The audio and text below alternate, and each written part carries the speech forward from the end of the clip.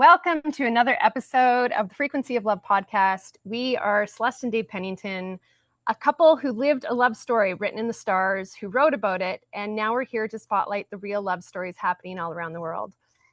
In a time when the world focuses on what's going wrong, we're here to amplify what's going right. Honest, unfiltered conversations about how couples met and how they stay in love. So let's make love the headline again. And today we have the honor of chatting with Amanda and Phil, and I am super pumped to have you guys on and get to know you guys. And so let's start off. How did you guys meet? I always like to wait to see who's going to take the lead on this. Are we doing like the unfiltered or filtered?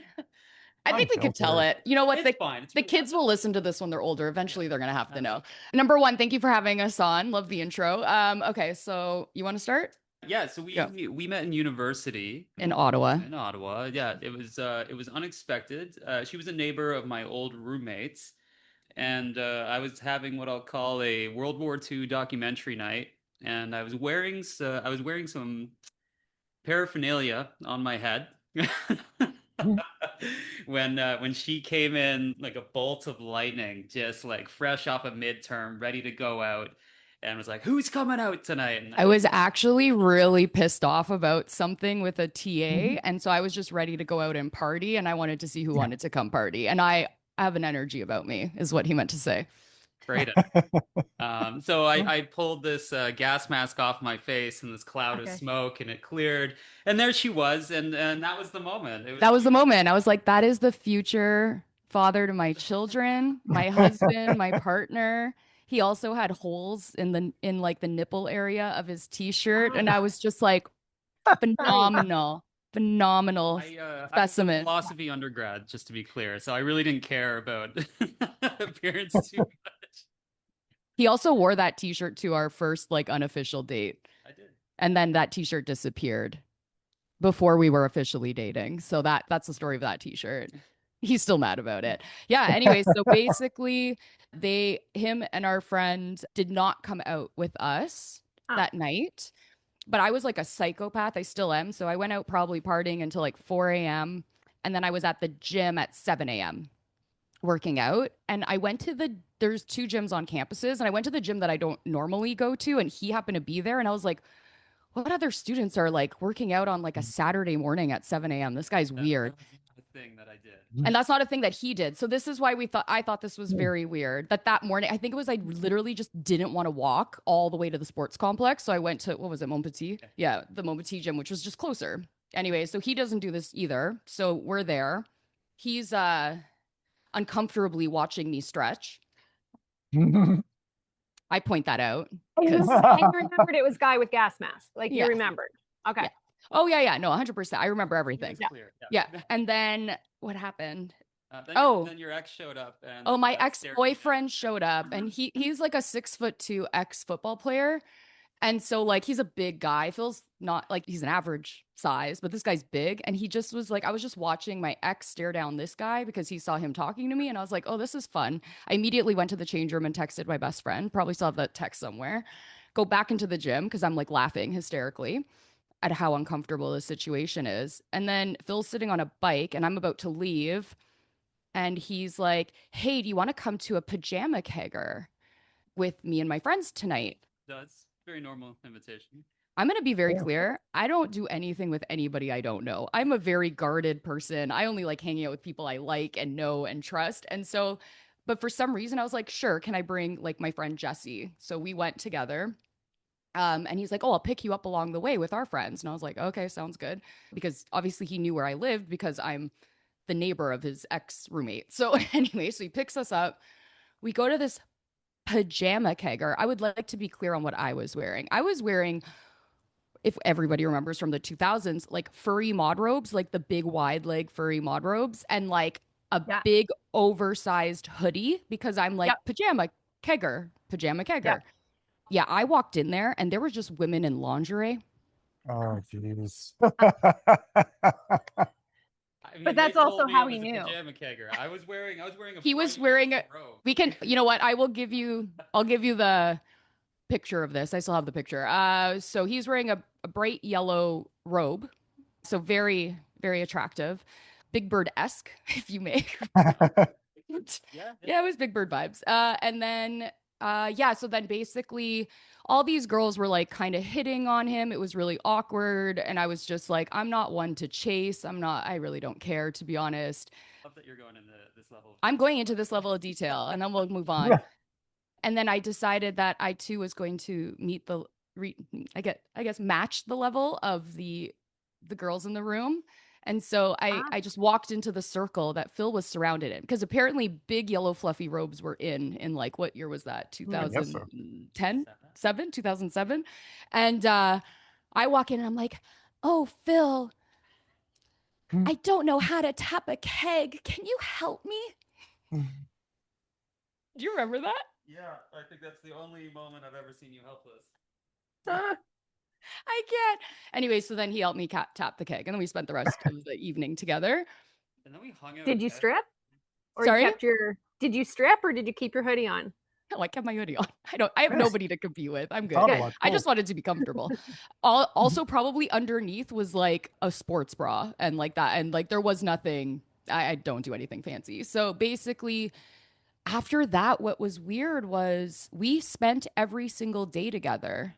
He would like message me on MSN, if anybody remembers MSN, and be like, come make me breakfast. I'd be like, okay, what do you want? Because I love to cook. I'll be like, I have nothing to do. He's like, it's 7 a.m. Are you actually going to come over and make breakfast? I'm like, I literally am awake. So like, I have nothing better to do with my time. I was going to eat alone, so I might as well come over and eat.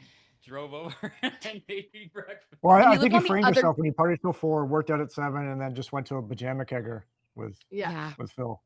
That pretty much frames your attitude. Yeah. So we so then we hung out every day together, and then basically everybody thought that we were just fornicating and all this stuff, and we weren't. We were just friends. Sure. And we had to keep explaining to people, no, we're just like really good friends. And then eventually that just turned into Phil left for out west to go work, and then he wasn't planning on coming back. And I was like, yeah, absolutely not. You need to come back and finish your degree. So in the middle of the night, I booked a plane ticket, left a sticky note on my dad's fridge being like, I've gone to Calgary to get Phil. I'll be back in a couple of days. My dad calls me being like, are you serious, Amanda? A sticky note. And I got on a plane. I rented a car. I drove through the mountains. I showed up at his hotel that he was working at. And then like 10 days later, we got him a flight back to Ottawa. Actually, no, to Toronto, then to Ottawa. He finished his degree. And then a year from that date, we were engaged. No, sorry. 3 months from that date, we were living together. And then a year from the day we moved in together, we were engaged. Okay. So when was the first kiss? Like before he left? Oh no, the night of the Big Bird. Do you want to know how that kiss happened? Okay, so that kiss happened. Remember the tapping of the keg? I went in. One of us were going in for a kiss, and our friend, the neighbor, had a big chalice, like like a big mug of beer, and he decided to. Whose back did he pour it down? My back. He poured it. He opened up my hoodie and poured the beer down my back. Nice. As one does. He's still one of our really good friends. And so I think then what happened, we were all very messed up. We went back to my apartment. We got 4 cheese poutine at the Elgin Street Diner because I lived across the street from it. We were partaking in some legal substances. And then I think we just started making out. Yeah. Yeah, and then it was like that one night. And that was it for months. Yeah. And it was straight. It sounds so easy. It was so effortless. So what was weird was that when we started like officially dating, and I remember this, my roommate remembers this at the time, my roommate John, I had come home from the library. We did a lot of like study dates, actually studying at the library. And I remember coming home one day and it was late. It was like probably like 11:30. And I was like, John, this is really weird. And I don't know why I'm about to say this out loud. I'm like, but I'm pretty sure I'm going to marry that guy. And he was like, okay, Amanda, you're fucking nuts. Sorry, am I allowed to swear? He's like, you're nuts. And he's totally. Like, you're fucking, literally, he's like, you're fucking nuts. And he like, he's like, I got to get back to writing a paper. And he closed the door. But then literally a year later from like that time, we were engaged to be married. Well, that's what I was going to, like, that's the next question. So like, when did you know? Like for you, you're like, You just had a feeling. Amanda knew. I'm more like Dave. I needed some clues along the way. I'd Lots of clues. say, yeah, too many, like beat me over the head, obvious. Yeah. What's happening now? I'd say it was after we graduated, we backpacked across Europe, and we had our only fight was like the first day we landed in Amsterdam, because there were no cell phones or GPS or anything. It was just paper maps, right?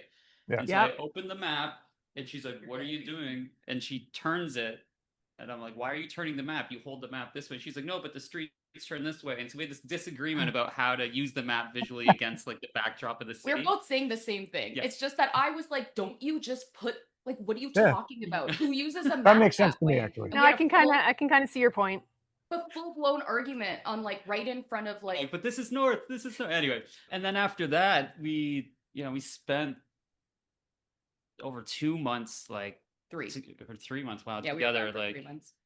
Just without incident, without struggle. It flowed, like, and then I was like, all right, shotgun proposal. So I blew her off for a day in Switzerland and ran out to like find any ring that I could get my hands on. This is like in the era of cashier checks, so like whatever paper I have on me is all I can do. Geez. And she's like, "Why do you want to like be left alone?" However, my dad did ruin my engagement. So we were in Prague, the country before, and he called my dad from like a payphone little booth thing, because back then it wasn't like how it is now, right? Oh, yeah. And my dad he's like, "Give Amanda the phone." So he gives me the phone, and my dad's like, "Are you sure you want to marry this guy?" And I was like, "The fuck are you talking about, Dad?" And that is how I talk to my dad. And he's just like, he's like, "Are you sure? Like, you like him? Like, you think he's a solid guy?" And I'm like, I guess so. This is weird. And then obviously my little like FBI brain was like, so then I thought he was going to do it in Prague because it's like fairy tale. It's like September. It's like moody.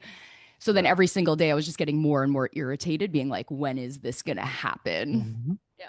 So Phil, you'd called for permission? Like you'd called Dad? Yeah. That's why Dad blew it? I had very limited exposure to her father at the time, and I'm like, I'm calling this guy halfway across the world. Like, I have my conviction. I'm gonna try to do this properly. And he was kind of like, "What's your name again?" No,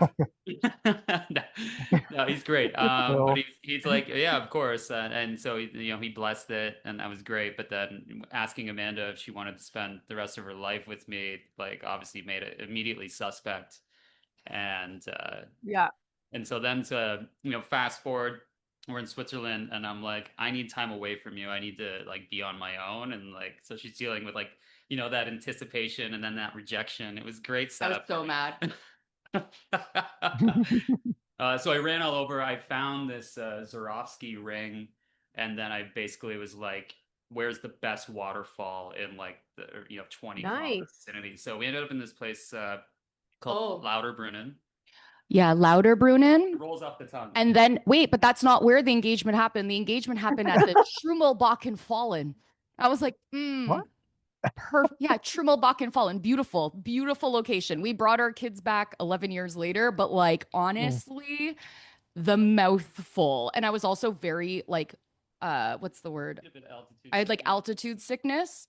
So I was sitting down on this step right in front of the biggest waterfall in this area, about to vomit. So imagine, I'm going to do a visual for you here. Like head between the knees, about to puke my brains out. And I look up being like I need water. And he's on one knee. And I'm like, this is the moment. This is when you think is the perfect moment. I'm about to puke. I'm going to projectile vomit all over your face. And you want to ask me right now? So I'd written like this 2-page letter, and I'm like shaking, like down on one knee, and there's like people coming around in the background. They're looking and they're uncomfortable, so they walk away. And she's just like, but I mean, as you can tell, it went well. No, but I love it. Like, because Amanda, it means you were probably like all the sunsets, all the dinners, all the different fountains, whatever you'd come across in all your travels. And then now when you felt the worst again, and Phil's like, I didn't pick up on the clues. I didn't pick up on the clues. Well, I had it in my head. This was when we were doing it. I think my strategy was if I set expectations low, everything beyond this will be great. Yeah. Also, just to be very clear, he picked the best accommodations that we were staying at. So like we were like just newly graduated. Like we did have, some funds, but like we're like, we could use those funds to just see more countries. So like, why would we use it on like nice hotels? So, we did the thing that you do in your 20s, just stay at hostels and it doesn't matter. That time we were staying in shared accommodations of like 16 people. Oh. So, super romantic after you get engaged. Any words on that? Accurate. I love that. And it feels like, honestly, that whole, like, I can transport with you guys, and I feel like somehow I know you guys, and if it was hanging out with you guys, that's why you guys work. Yeah. Is because that's how it all went down. 100%. Yeah. Okay. I absolutely love it. What's one quality that you loved at the start in each other that you still love in each other today? You want to go first? Yeah, sure.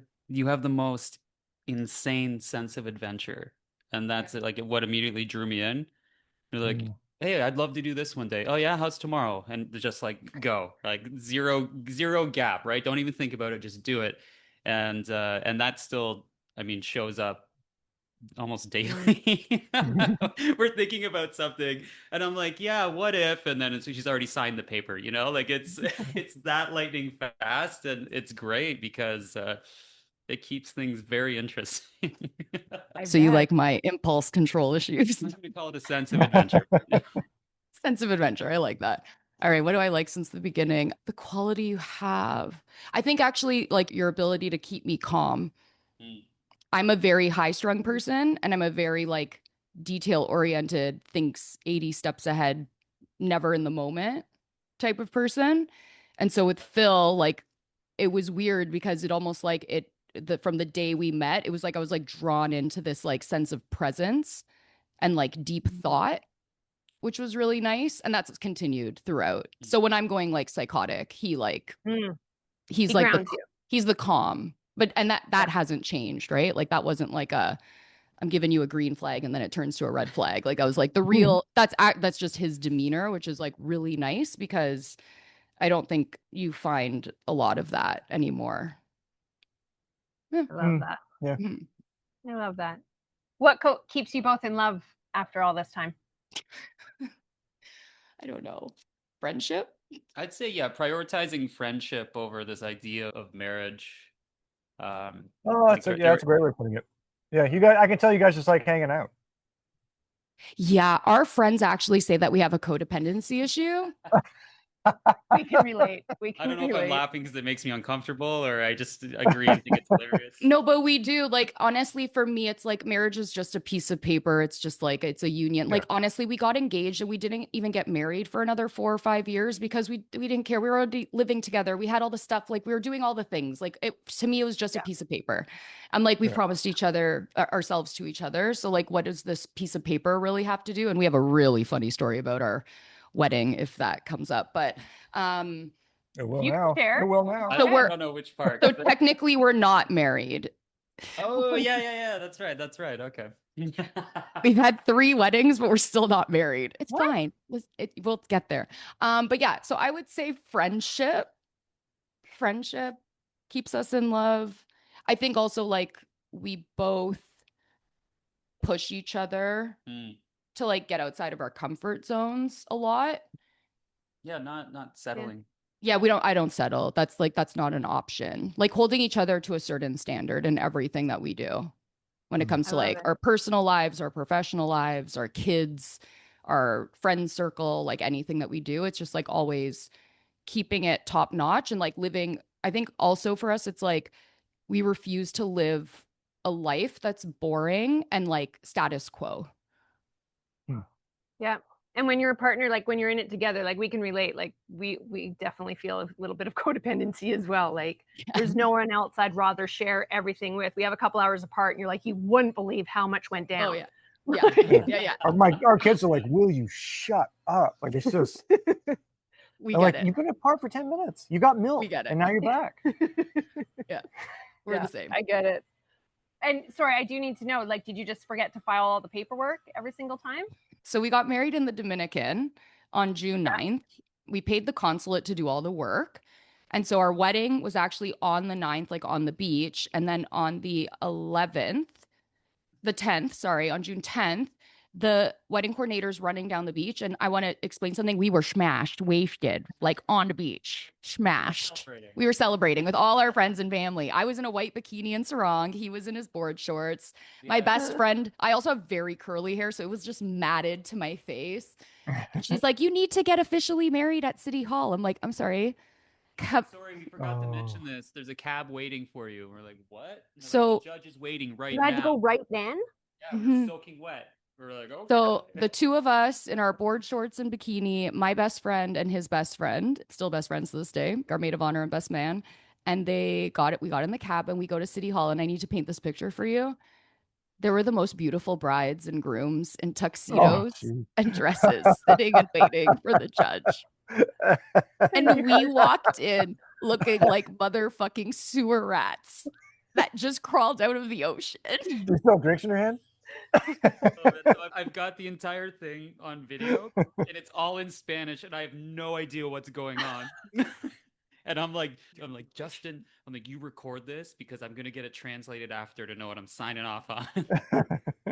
So anyways, so that happened. And then we're like, okay, we're officially married. And then the wedding certificate comes in September, but they fucked up the date. So instead of it saying June 9th, they inverted it. So we actually have official paperwork that we were married on September 6th. Is that right? Yeah, September 6th. So now I make him celebrate our wedding 3 different days. But then we realized nothing was actually filed in Ontario. So we are only officially married in the Dominican Republic. And we've been together 18 years, and you'd think that we would have done something by now. But again, to me, it's like, it's fine. It's fine. Yeah.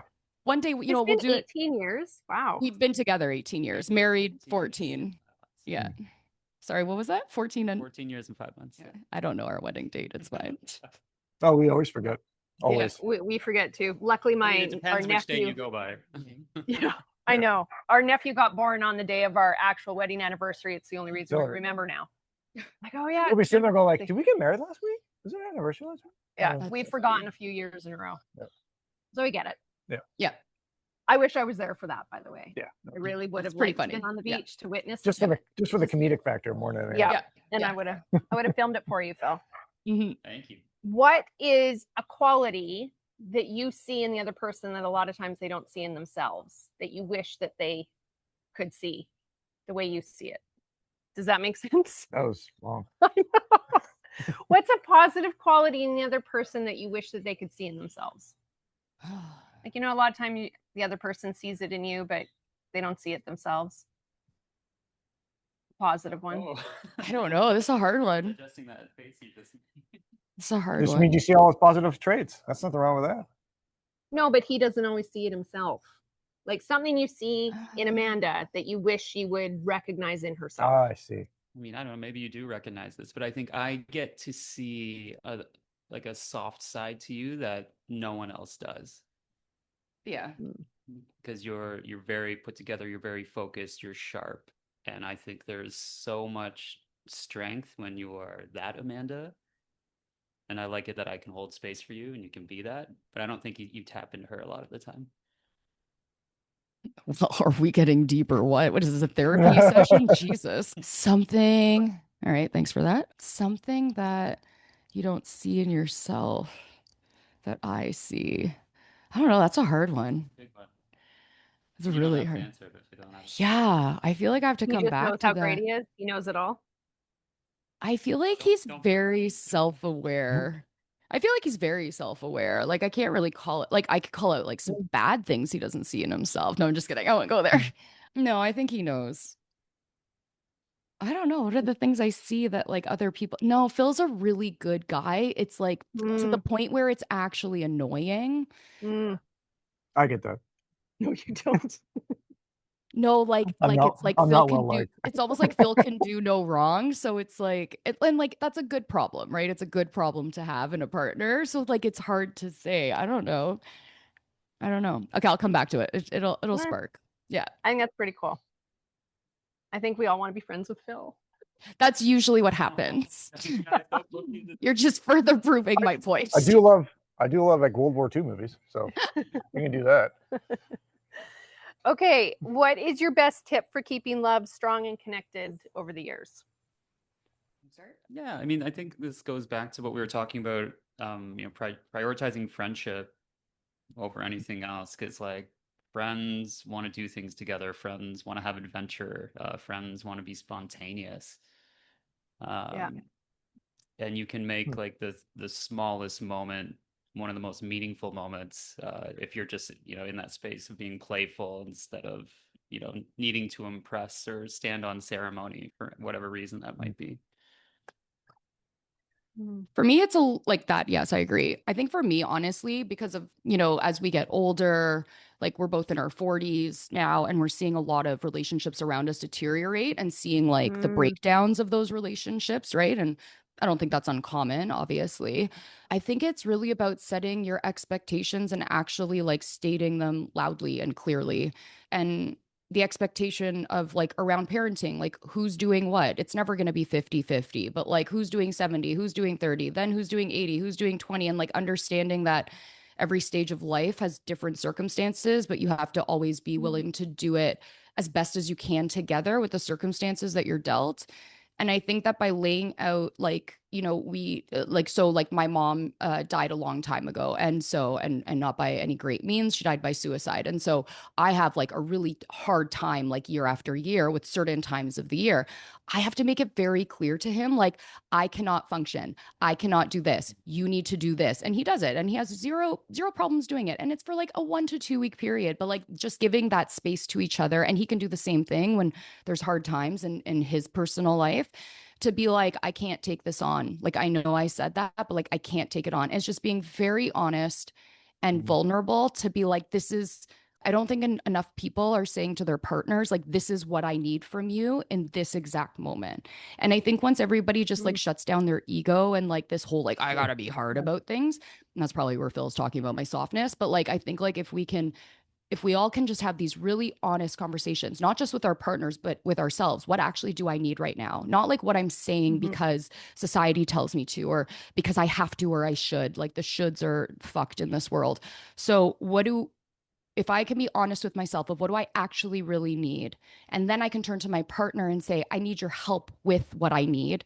And how can we make this happen? Whether that means it's him or a cleaner, or I don't know, extra help with something else, maybe a therapist, whatever that looks like. So I think like that's how you keep love alive, because then you're not resenting your partner. And like that resentment is where love goes to die. Like all those things add up. Oh, your husband didn't take out the trash, but you didn't ask him to take out the trash. Or you said, take out the trash, but you meant right now. And he does it 2 days later. Like, you're not on the same page. Our brains work differently. Phil knows when I say take it out, he means right now. Because I'm like, when I ask you to do something, I want it done in the moment. Like right now. Otherwise I wouldn't have said it. Yeah. But it's weird you said it, because like it is weird, because like what you're talking about is what a good friend would do. A good friend would support you in all those times, right? But for some reason, people have these, I don't know, rules or expectations of what partners do. I'm like, how about what would your best friend do? Well, they would support me when I needed them. No questions asked. Yeah. Like, why is a marriage a different proposition? Yeah. And the only time we get in trouble is when we start assuming the other person knows. Yeah. So I agree. Like the breakdown happens when you just assume they're supposed to know. Well, we've been together for so long, or even not. They should just know. And it's like, no, it's two individuals trying to, if you're going to be a team, that team's got to kind of have like, the check-in before every game. What's the game plan? How are we executing the plan? And how is this all going down? Yep. And like, yeah, no, Amanda, that was really that was really good. That was really well articulated. Really yeah. I'm just saying about my mind just going like, yeah, like sometimes the way spouses talk to each other. I'm like, would you talk to your friend like that? Yeah. Like, would you, like talk to them like you're a child? Like, of course you wouldn't. And why would you talk to me like that? We had a lot of baggage when we met, but we had to work it out. And it was just, of course.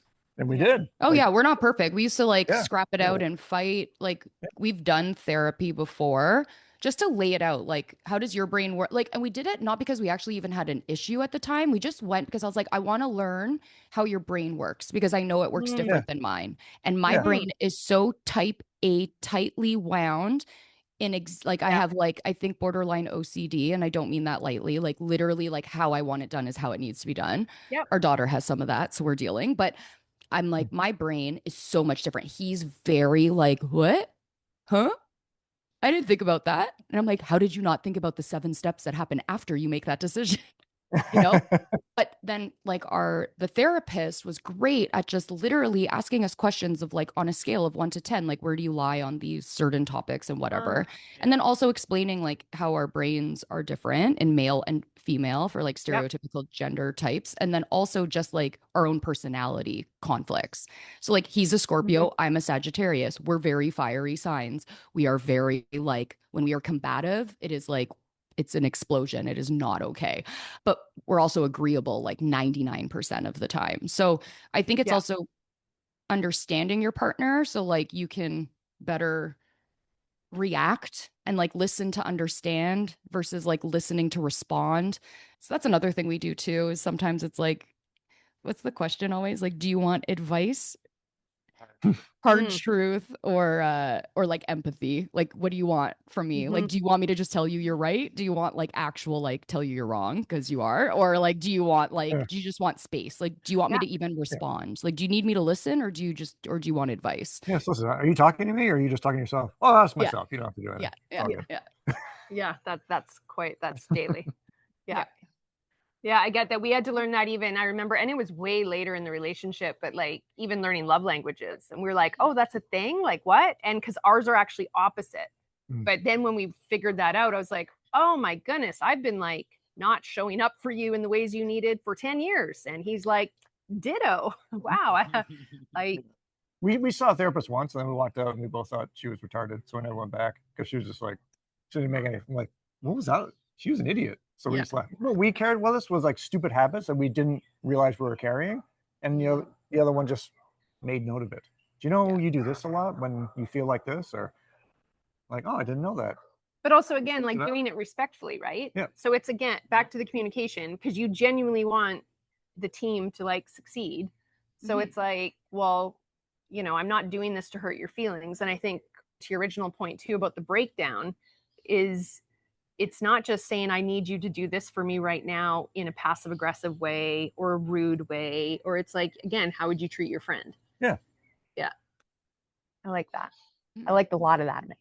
Yeah, that's good. I'm sure that's on one of your episodes. I'm gonna have to tune in. What advice would you give someone that is looking to maybe call in their soulmate or call in a partner? So the single people out there that are looking. Pajama Kegger? I think people are really good at defining what they want. Like, you know, like this height, this job, really involved in the community, like all these things. But then they don't put themselves in places where people like that are showing up. They just expect it to like gravitate. That's a good point. Right? Yeah. So it's like if you want someone who has a socially active mindset or has that level of empathy, start volunteering somewhere. You never know who you're going to cross paths with. I'm just like, you can actively participate in that in a way that isn't like just scrolling for that check mark. Yeah. I have such an opposite answer to this. Let's go. Focus on yourself. Stop looking. Like, start doing the things that make you happy. Start like really looking inwards and being like, what is it that I want? Start doing those things. Open up those pathways first. And then like shit just comes to you. That's in anything. So I'm doing my true path and then someone will come along and join me on my true path. 100%. And I think that a lot of people are like, I need this other person to complete me. But what if you were complete in yourself and somebody else that was complete also came along and was able to support what you do and vice versa? That to me is more of a soulmate than what society tells you, that like at 30 you need to have this. Like, yeah, I was really lucky to meet my partner at 21 years old. Of course. Or 22, 21.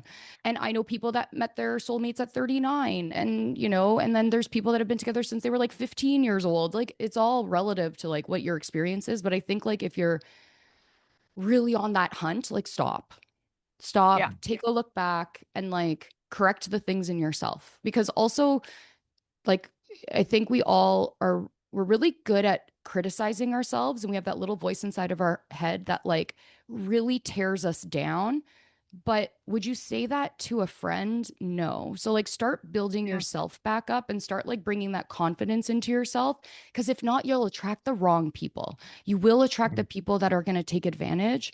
And so I really believe in being on your own, having quiet time. I still do that. Like, even though we're married, like I just went to New York for 4 days alone just to walk the city, like alone, just to like, because I was feeling stressed out. It's Q4. We're so busy. I haven't had a chance to myself.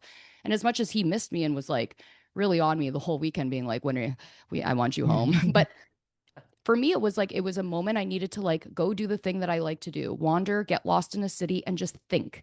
And like, there's nothing wrong in our, people are like, why isn't Phil going with you? I just want to be alone. And I don't think there's anything wrong with that. So whether you have your soulmate or not, like you should be just really like look inwards when there's times of like stress or grief or like hardship.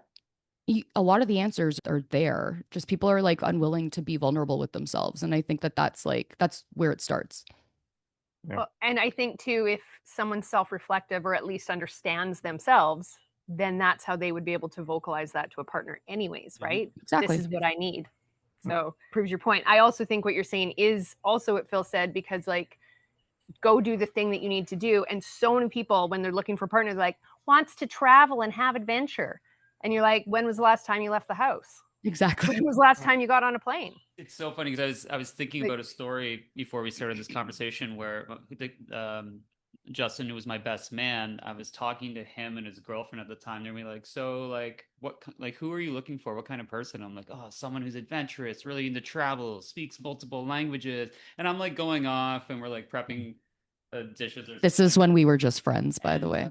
And they're like, dude, are you serious? Like, you just described Amanda, like to a T. And I like had this moment. I was like, what? And again, beat me over the head with those clues, right? Yeah. Yeah. He didn't pick up on any of my advances either. Yeah. I'd get pretty loud with my rainbow tights and my bright electric blue tights and all my rainbow clothes. I was exiting a relationship at the time, so I was a little bit preoccupied. But yeah, he was 37 when we met. He'd given up on having a family. He thought it was done. He didn't think he'd ever have one. And so he was like, I guess I'll be on my own. And so when it happened so quickly too, we've been living in gratitude ever since, because it just absolutely, we were just so grateful that, and we knew right away, which was handy. It was very handy. Same thing. That's great. So we had the opposite in that on our like first date. I don't know if it was actually a date, but I basically, we sat down and I was like, okay, so I just want to lay some things out for you. I'm going to conduct this like a meeting. This, setting expectations. No, this is a real story. On our first date, I guess it's a date. We sat down for a meal together. We went for Thai food. His nipples were hanging out. I said to him, I just want to be really clear about something. If we enter into a relationship, it's the real deal. I do not want to get married for a long time. I do not want to have children for at least a decade. I want to make sure it's actually the thing that I want. And I want to focus on my career and traveling. And if you're not into that, then we could just stay friends after this meal. And he was just like, okay. Yeah, just all right. That didn't faze me at all. I was like, that's great. And that's what we did. We didn't have so like we were officially engaged at 22, and then we didn't have our first child until 32. And I focused on my career and travel, and we still have obviously a great career and still traveling to this day, but I very much see my life exactly how I want it to be, and I won't settle for less. That's just like also another thing. I know too many people settling and really unhappy in their situations, and it's unfortunate because, as a person on the outside looking in, you're like, oh, you could be doing so much more, or you can have so much more. And it sucks because don't you find too, there's kind of a line, like I'm having the same thing, even because the book is about that too, like not settling. Like we'd both gotten rid of the dead weight basically and decided, what if I could have it all? What if I really could have what I hope to have in a relationship? And it's like, I think so many people do just go, well, I guess this is it. And they stay, but have they been seen? Have they been heard? Have they been held? Like in how long? And I think, I don't know, we give ourselves permission to settle so easily in a way, I think, compared to, but obviously you guys also live a life of adventure, and like doing things. Like you make a decision and you do it, and we're the same way. We've been Ontario to BC to like. I think we're like that now because I was in a 7-year garbage relationship. You were in a 9-year garbage relationship. Like we knew what it was like to settle. We knew what it was like to put yourself in the back seat. So when we met, it was on both ends going like, well, same with you. Like we're doing this. Like, yeah, it was a bit different because like as soon as we met, our son was on the way. Things that normally would have been. We would have liked to get drunk together. Yeah, it like, would have been nice. like that we're like, it would have been nice to get high and get drunk for one summer together. Yeah, it would have been nice. But we also think that's kind of why even now we don't get enough of each other because we never got the chance to date. Yeah. So that's why we're always like, where are you? And it's like we're constantly still looking for that. We're backward dating. Yeah. Perfect. That's the next book, Backwards Dating. Well, it's funny because like when we got married, it's just a little ceremony in Granville Island, and our honeymoon night, and so it's like I'm not getting pregnant again because I want to get shit faced on a honeymoon. I'm like, fair, that's fair. We need some opportunity. Yeah. Well, honestly, guys, this has been a lot of fun. Yeah. I mean, if we're ever up in Ontario or in Portugal, I'd love to hang out, or you guys coming down to Costa Rica. Like, I think we'd have a blast. Yeah, I think so too. Very good. Yeah. Thank you for having us. This was nice. This is a fun conversation. Absolutely. It's like a little therapy. It was a little reassurance. Yeah. Need a little chat. Yeah. It's inspiring. I don't know. I love it. So lighthearted and just getting to, now I feel like I do now know you guys, and yeah, that was fun. Yeah. Thanks for coming on. Yeah, thank you. Really appreciate it. I loved your love story.